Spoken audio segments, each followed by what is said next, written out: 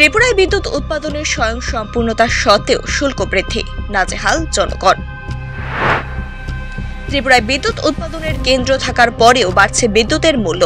বিদ্যুৎ শুল্ক বৃদ্ধিতে নাজেহাল আমজনতা।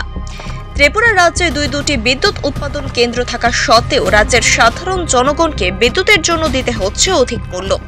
এতে রাজ্যের মানুষের মধ্যে ক্ষোভের সঞ্চার হয়েছে।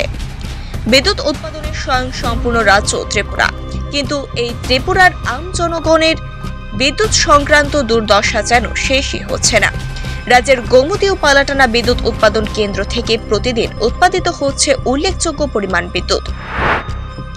ত্রিপুরা রাজ্য ভারতের উত্তর পূর্বাঞ্চলের একটি বিদ্যুৎ উৎপাদনকারী রাজ্য, যেখানে পালাটানা গ্যাস ভিত্তিক বিদ্যুৎ প্রকল্প এবং নেপটা জেকোবাড পাওয়ার প্ল্যান্টের মতো বৃহৎ কেন্দ্র রয়েছে। এই রাজ্যে উৎপাদিত বিদ্যুতের উল্লেখযোগ্য অংশ জাতীয় গ্রিডে সরবরাহ করা হয় এবং আশেপাশের রাজ্যগুলিতে বিক্রি করা হয়।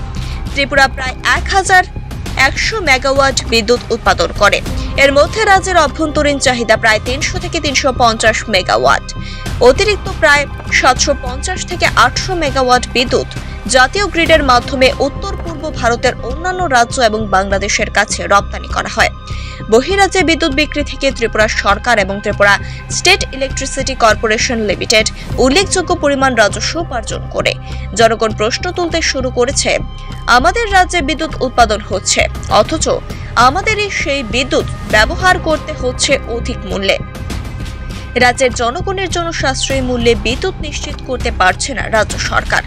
ত্রিপুরার মতো বিদ্যুৎ উৎপাদনের স্বয়ংসম্পূর্ণ রাজ্যে বিদ্যুতের উচ্চ মূল্য সাধারণ মানুষের জন্য একটি বড় চিন্তার বিষয় হয়ে দাঁড়িয়েছে। একদিকে উৎপাদিত বিদ্যুতের উল্লেখযোগ্য অংশ বহিরাজ্যে বিক্রি করে রাজ্য রাজস্ব বাড়াচ্ছে, অন্যদিকে অভ্যন্তরীণ গ্রাহকদের সাশ্রয়ী মূল্যে বিদ্যুৎ সরবরাহে ব্যর্থতা ক্ষোভের জন্ম দিচ্ছে। সাধারণ জনগণের দাবিগুলি স্পষ্ট। প্রথমে রাজ্যের নিজস্ব চাহিদা পূরণ এবং পরে অতিরিক্ত বিদ্যুৎ রপ্তানি। বিদ্যুতের শুল্ক বৃদ্ধির ফলে জনজীবনে যে চাপ তৈরি হয়েছে তা লাঘব করার জন্য রাজ্য সরকারের উচিত অবিলম্বে কার্যকর পদক্ষেপ গ্রহণ করা। একটি শক্তিশালী পরিকল্পনা ও কার্যকর নীতি গ্রহণের মাধ্যমে রাজ্য সরকার ত্রিপুরার জনগণের আস্থা ফিরিয়ে আনতে পারে এবং বিদ্যুৎ সমস্যার সমাধান করতে পারে। এখন দেখার বিষয় হলো রাজ্য প্রশাসন এ বিষয়ে কিভাবে সাড়া দেয় এবং কবে নাগাদ সাধারণ মানুষের সমস্যার সমাধান হয়।